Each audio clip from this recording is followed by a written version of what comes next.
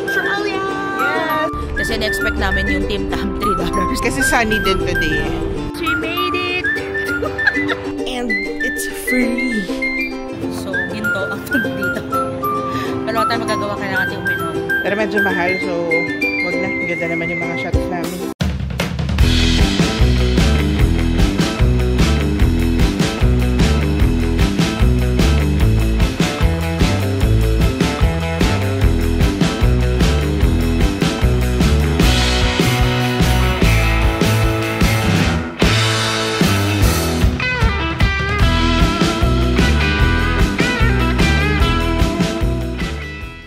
What's up, travelers? We're your favorite travel guides. I'm Eka. And I'm Joni, and today we are here in Sydney, Australia.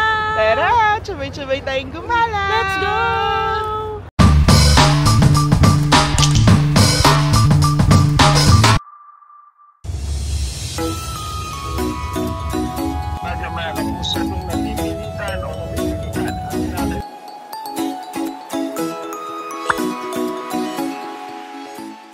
Kailangan i-check yung luggage. So, medyo mahal ba ang check-in for Sydney. Pero mabilis naman sila. You have to open your check-in luggage.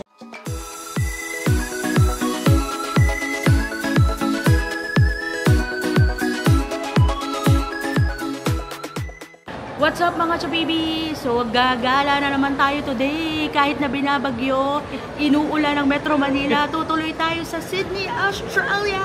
Yes! First time namin sa bagong continent. Yes, and birthday trip to ni Chab Eka. Yes! So, first time din namin pareho sa Australia. And first time in Sydney. Yes, and Diyos ko, akala namin di matutuloy kasi grabe. Lumabas na si Christine pero meron pa rin habagat.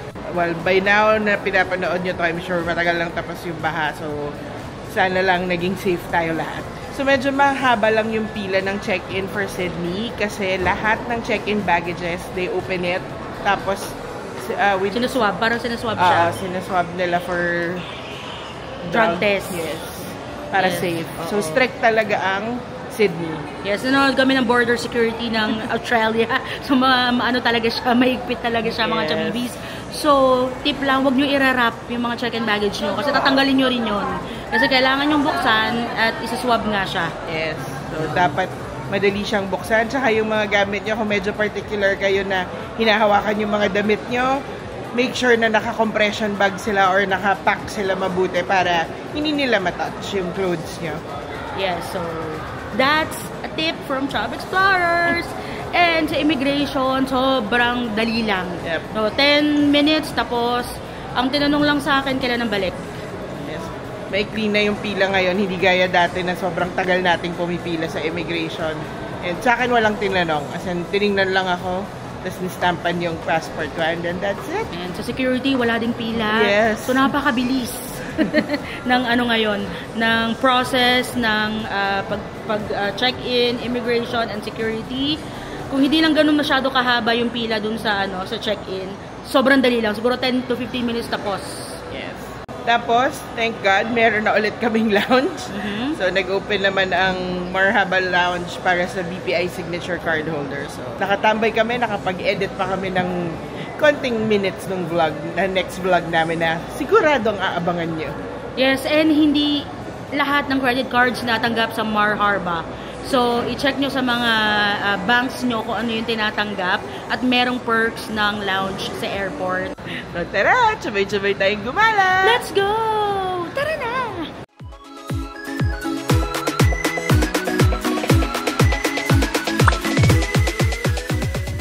Hello everyone, Cebu Pacific welcomes you to King Sportsmith International Airport in Sydney, Australia. And we made it to Sydney, Australia! Yes, and malamig siya. Siyempre winter. So daan mo na kaming immigration. We'll get back to you in a bit. See ya! See ya! We're here! Yes! Medyo matagal lang yung yung sa biosecurity check. Kasi alam niyo naman ang Australia, napakahigpit sa mga papasok ng mga goods like rice, beans. Alam nga namin, mati-TV kami. Ayan. Kasi mahilig talaga kami manood ng mga biosecurity sa YouTube. Biosecurity episodes ng Australia. Ito, ATM. And mag-withdraw muna kami. There's an ATM here. Tapos paglabas ng airport, may mga bilihan na rin ng SIM card. Pero kami, we got the SIM card from Klook. Nag-eSIM na kami. And you can also get your SIM card. We'll put the link below. ATM will charge $9. $9 ang service fee, pero ang conversion niya is 40 Australian dollars. Oo, 40. To 40 pesos. Oh my God, wow. Kaya kami nag-withdraw kasi yung nakikita namin na ibang vlog, particularly I think kay Ivan de Guzman, na pag nagka-credit card ka sa ibang establishments, merong fee or may surcharge. 3% kalimitan. Oo. So pero depende pa rin sa ano. Depende pa rin sa establishment or merchant. Yeah. So, mag-cash na lang kami kaysa magbayad ng surcharge. Let's go! Tara na! So, sa exit din ng arrivals hall nila, merong coffee shop here. And then, there's a WH Smith here. It's like a convenience store. And then, madami na ring bilihan ng SIM cards. There's like another gift shop here. So, ayan. In case may kailangan kayong bilhin or bilhan, meron dyan. We'll check out the coffee shop kasi gutom na kami. So, kakain muna kami before heading to the hotel. We'll grab a sandwich or a bagel.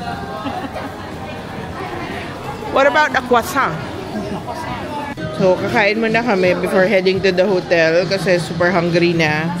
So, Tony got avocado toast. I got tomato and cheese toast. Tapos, we have Pepsi Max and apple juice. We paid 44 Australian dollars for this. So, we'll eat first dito sa cafe sa airport. So, here in Sydney, gagamit din tayo ng Google Maps. We're going to our hotel na. We're here pa rin sa airport. So mabilis lang siya. 3 stops lang siya by train. But we'll buy first an Opal cup. Dito kami nag-coffee sa Sydney Coffee Trader. We're gonna go look for the trains. Meron din silang Uber dito. Chinek namin magkano yung Uber papunta sa hotel namin. It's around $41. Guys, merong McDo dun sa dulo. So kung kayo kakain kayo dito and baka mas makatipid sa McDo, hindi namin alam eh. Yung bilihan ng SIM dito. We're still following the signs papunta sa trains. Eh, malapit na kami sa trains. So yung trains nila ganyan. You'll see the stations here. So since dito kami sa Green Square, we're taking P8 Platform 1. Ayan. Tara. Departs in 6 minutes, saka 15 minutes. So wala pa rin kaming Opal card. Hindi namin alam kung saan bibili. Baka dito meron. So before the train stations, dito kayo pwede kumuha ng Opal card. Kuha tayo. Card only. So we're getting an Opal card. Only card. No cash. Only card. Okay. So minimum top up is 40. Hello. I'm getting 2 Opal cards with $50 each. Thank you so much. So we got an Opal card. Free lang tong card, pero yung minimum top up niya is $40. Pero $50 na yung pinaload ni Chub Eka. Kasi gagamitin naman namin siya lagi. So we got 1 Opal card each. May mga machines din sila for Opal card top up. May elevator na kami.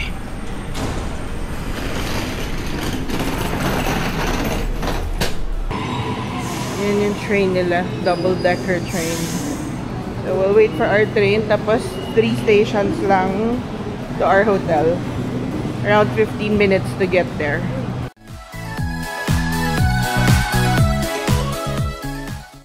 It's our hotel. Sobrang lapit lang niya sa train station. Let's go and check into Value Suite. Hotel.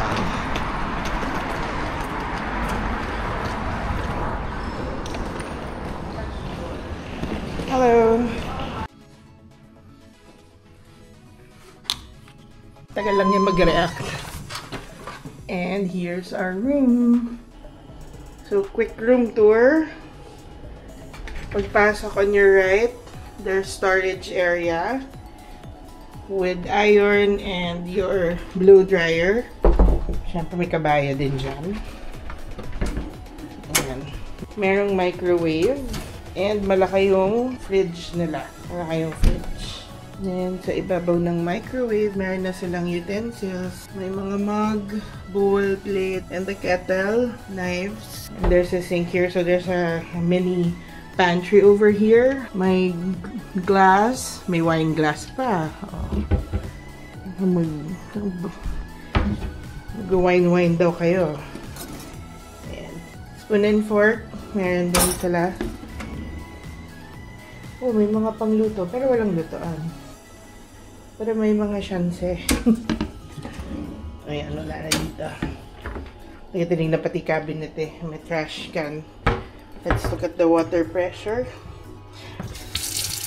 Malakas ang water pressure dito sa ating mini kitchen. Dito din sa kitchen, merong socket. Ganito nga pala ang socket nila, guys. Kung wala kayong travel adapter, meron sa Ace Hardware. Mura lang. Let's go to the toilet. Maliit lang siya. Josie Kip. There's a shower. They have body wash, shampoo, and conditioner. Siyempre, walang bidet. And they provide the towels already. Maliit lang din yung sink. Meron din ditong socket. May cabinet behind the mirror. And may hand soap din. Ito yung pinaka bedroom or the bed. There's a side table on each side. There's a lamp on each side also. There's a socket here.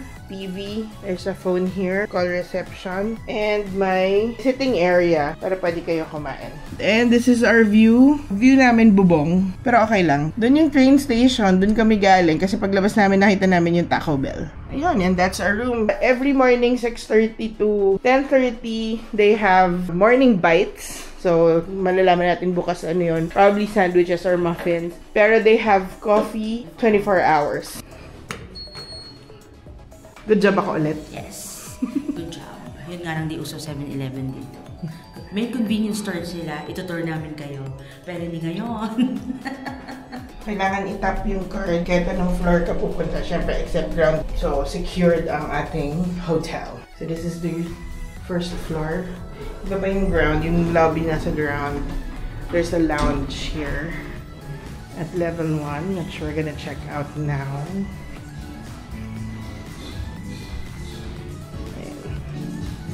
So, this is the coffee.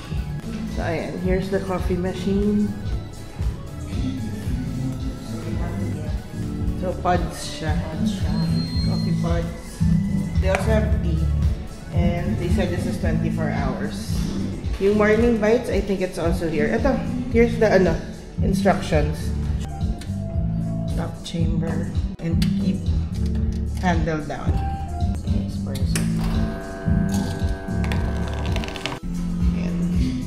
From the lounge, kita yung lobby sa baba.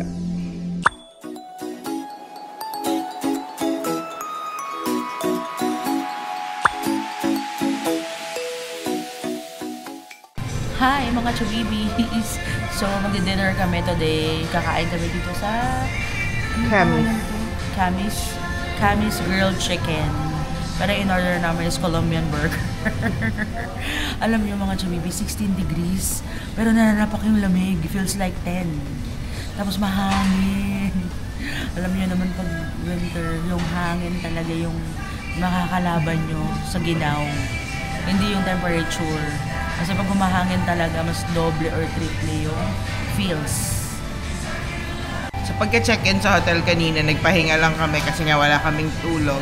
Actually, natulog ako sa plane pero syempre hindi naman masarap na tulog yun. So anyway, gumising na kami ng hapon. Around 4:30 na kami bumangon and then nag-freshen up. And ang plano talaga namin today is to just go around the neighborhood. So, nandito nga kami, nakahanap kami ng isang place na for dinner. And then after this, we're going to Woolworths kasi mamimili kami ng mga water. And alam nyo yan, mga Chavivis, favorite talaga namin ng mga groceries sa ibang bansa. Super favorite namin mag-grocery abroad. Yeah.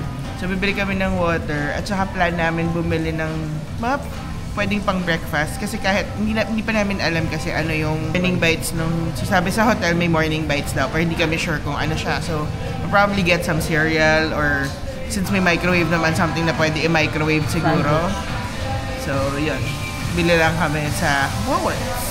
And here's our meal. Actually, pareho lang kami ng in-order. We got the Colombian burger. It's Angus beef and then may bacon, may caramelized onion, and then my fries, but they call the fries here chips. Everything we paid $51.60 Australian dollars. Kain lang kami. Noni will try the burger. Kaya mo yan, Beth. Ang sarap ng fries, guys. Super. Wala kayo. Walang sa price na worth it. Parang pwede ba ito sa dalawin? Parang. Look at the burger. Super big. Yung sarap. Kain lang kami.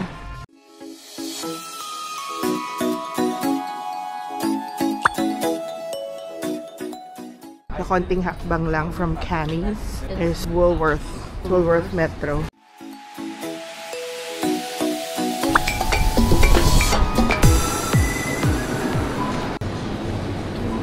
Ayan, ako nagtitipid kayo. They have din here mga salads.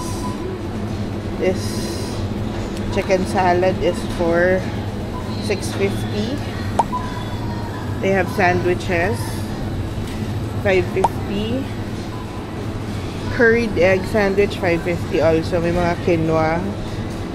Ang bottled drink here, $4.25. May mga wrap din. This chicken Caesar wrap is $9.50. Oh, may mga veggies. You can eat here now. Oo. Yan. So, pili ko yung ibang meals namin. Dito na namin kakainin. Pwede na dito. Kasi ang dami din, no? Ayan, no? Snack pack. Oo. Ayan, pag magtutour tayo. Magtutour, pwede na, Honey pistachio snack pack is $3. This one with apple, pretzel, and cheese is $4. Not bad, not bad. So, mukhang ito po ang magiging meal namin. They have blackberries, $5.50. So, they have raspberry for $4.90. Strawberries, $5.50. Lalaki, meron din mga maki, may rolls. Not bad. This is $12. Oh. Ayan, may hot food, may rotisserie chicken. This is quarter chicken. Chicken chips. Oh, not bad. May mga rice meal. $12 for the curry. Japanese curry bowl. Katsu. Ang daming mga fruits. Nakakatuwa. Grabe, for just, di ba kinain namin is $51.60. Kung dito mo bibilhin yun, sobrang dami mo na mabibili. Doon sa $51.60. True. Pero syempre, maganda rin kumain sa restaurant. Ayan, per grams. Oo, per grams naman siya.